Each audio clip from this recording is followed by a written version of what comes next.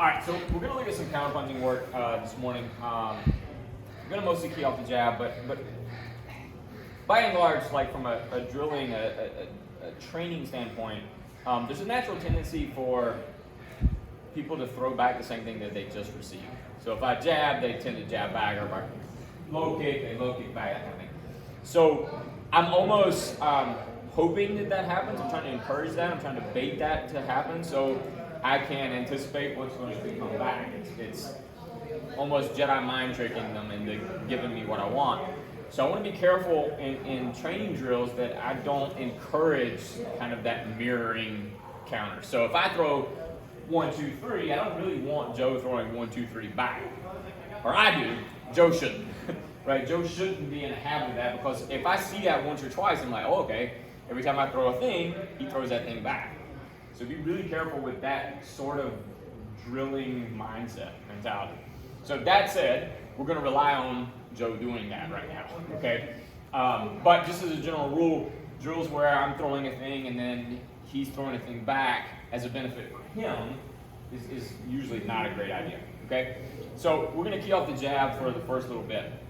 So the first one we're going to look at is I'm going to throw a jab to Joe, and Joe can catch it on his glove, or he can defend it, parry it, cover it, whatever he wants to do. So I'm going to throw the jab. Joe's going to throw the jab back. Now, the first counter we're going to look at is one that I think we drilled not too long ago. So I jab, he jabs back, and I'm just going to set my head to the outside and kind of change my level a little bit and look at jab back to his body. So I jab, he jabs back. Okay, I jab, I wait, sit my head to the outside, and I'm jabbing back. A little bit of a level change, a little bit of a slip at the same time, okay? Whether he jabs back or not doesn't really matter too much for this one particularly, because I'm going to be offline for anything that's going to come on my high line, okay? So you jab, as your partner jabs back, sit your head to the outside, change your level. It's not going to be super strong, super powerful, it doesn't matter. We're going to use it to set it up. All I really want is him to pull his hands a little bit. Okay? 3 for 3. On 3. Woo! Alright, so still keying off the jab for now, and before we end, we'll add additional work to these things, right? I don't generally want a one-time them and be done. If he gives me 1, I want to give him 2. If he gives me 2, I want to give him 3, and so forth, okay? So that's the other reason that I don't really like the mirroring drills too much. If I throw 1, 2, 3, he throws 1, 2, 3 back, it's an equitable exchange. That's not good. You don't win fights like that, okay? So I want to kind of get in the habit of sending back more than I took, all right? So this time, still, I'm trying to take advantage of Joe making a mistake and giving me back the same thing that I just gave to him. So I'm going to throw that jab. As he goes to jab back, I'm going to chin check him. Okay, so I jab. As he jabs back, I'm just kind of almost skipping my cross over his jab. There's a tendency to want to go parry, punch. It's really not that, okay? It should be as I jab and he comes back to me, I'm skipping my cross over his jab. I'm going to catch somewhere kind of the heel of my palm, upper part of my wrist, to somewhere on the back of his hand and the upper part of his wrist. And I'm just looking to check right over the top. Okay. Obviously, there's a huge length difference. This one may not make much sense. Okay. This one may make more sense in that case, or the bully jab that we've done before. Okay. So I jab, Joe jabs back. I'm going to chin check him. For drilling purposes, you can just kind of punch to their other glove, or you can punch to the chest if you want. All right? Could you do like a bully cross on that? So like if you have short arms and then so kind of come out and go over? Yeah, and so the next one we're going to do, yes. The answer is yes. The next one we're going to do, I think, is similar in concept to what you're talking about, where we're going to advance off of the rear hand. All right? 3 for 3. On 3. Woo! One more off the jab, and there's a whole series of these. I'm doing a fraction of them. Same idea. I'm going to step in here, I'm going to encourage Joe to jab back. And this time I'm going to, most of you have done this switch jab before, but this is a switch overhand off of the lead side, okay? So I'm jabbing, bang, as Joe goes to jab back, I'm taking my head and my body outside and throwing over the top this way. Boom. Okay, and I'm go ahead. Go ahead. When you do that, Yep. do you should you keep your right hand? I do this in a very nonchalant kind of way.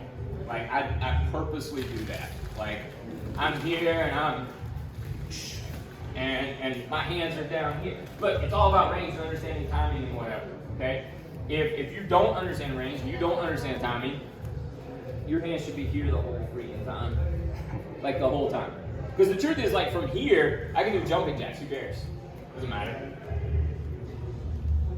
When I go bang, what's he gonna hit me with? Same thing. The legs that finish it. Yeah. So we're here. I jab. If you want to keep this hand up, that's fine, but there's nothing over here for him to hit me with. It's just not. Okay? And again, like we're showing the initial counter, but the reality is if Joe goes to jab, and I'm here, and then I'm going to go there, and then I'm going to go there, or whatever else. Make sense? What's your shirt say? Okay? So I'm not going to just one time it, right? It's just, we're looking at the opportunities here, and how wide I step here will dictate too. I can step much more narrowly, boom, and then look at the tackle, for example. Okay? Alright, on three.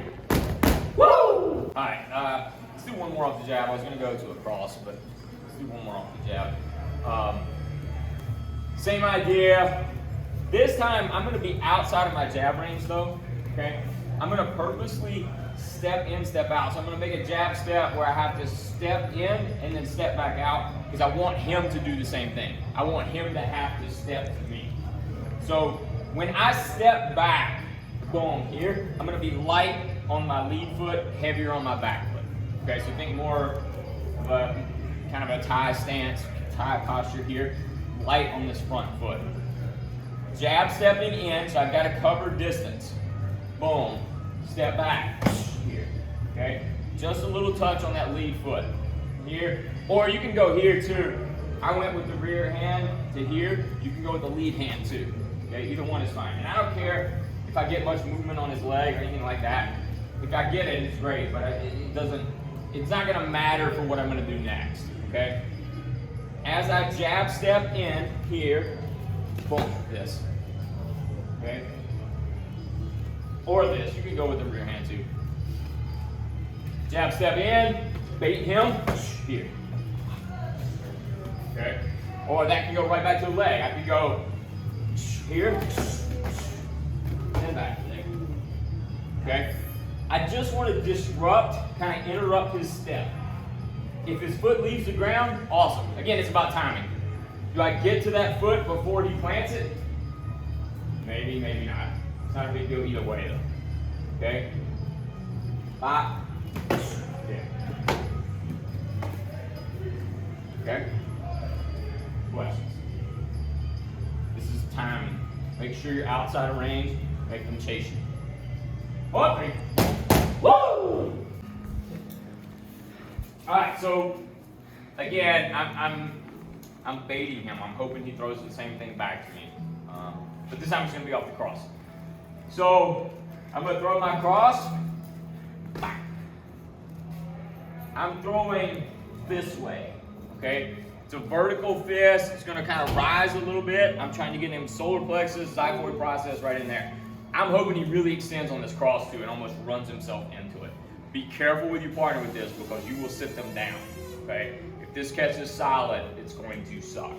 Not quite as bad as a liver, but it's pretty close. Okay? I throw my cross, boom, whap, here. Yes. Okay? It's in and up.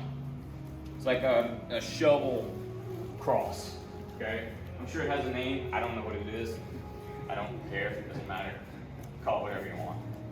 I throw the cross here. Okay? Maybe that's my next thing. Alright?